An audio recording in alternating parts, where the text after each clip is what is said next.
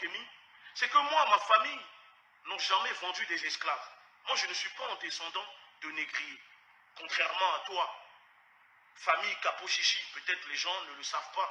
Toi, descendant de la famille de Souza, ancien esclavagiste négrier qui vendait des noirs sur la côte, chez nous là-bas au pays, aux Blancs.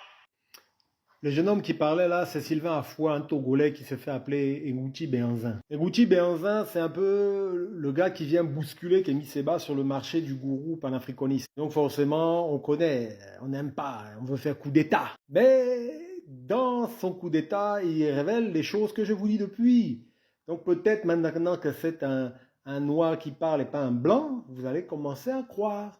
Voilà le jeune qui est togolais, qui a grandi au Togo, qui connaît les histoires des familles de la côte, vient vous dire, comme je vous dis, que Capo Chichi, là, c'est un descendant d'esclavagistes. Donc un descendant d'esclavagistes va en Guyane, va en Guadeloupe pour aller dire à ces gens déportés, oh, je viens vous libérer. Va d'abord régler tes propres comptes avec eux.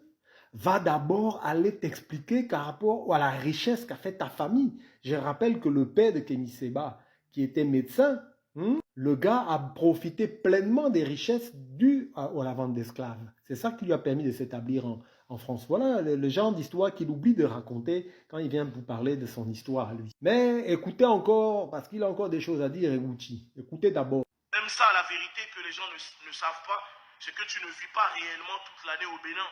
Tu vis une partie du temps en Belgique, même si tu continues de faire croire aux gens que tu vis. Donc, Kémy Séba, le grand panafricaniste, en fait, ne vit quasi même pas au Bénin, mais vit en Belgique. Mais c'est normal, puisque sa deuxième femme, puisqu'il a largué la première qui, selon lui, c'est ce qu'on dit au Bénin, était trop vieille, c'est ce qu'il a dit, il voulait la chair fraîche. Et donc, il a été chercher une Belge d'origine congolaise, qui d'ailleurs, toujours selon les rumeurs dites par son chauffeur, eh bien, serait déjà en disgrâce et qu'il aurait encore une petite au Bénin, là, qu'il a placée dans sa boutique. Mais bref, ça, c'est les songi, comme on dit au Togo, les Léguédés. Et ce qui est important de savoir, c'est que Kémy Séba ne vit pas au Bénin. C'est pour ça qu'il peut parler de temps en temps de talons comme ça, parce qu'en fait, il vit en Belgique.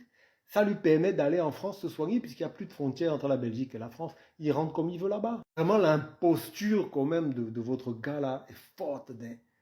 Bon, moi, je sais que vous êtes victime, vous croyez en lui, c'est normal, vous avez envie de croire en quelqu'un, mais croyez en quelqu'un d'autre, hein, parce que lui, là, comme on dit en Côte d'Ivoire, là, c'est tapé poteau. Allez, abonnez-vous à Nalimonde, vous arrêterez de suivre des idiots comme ça qui bouffent votre argent.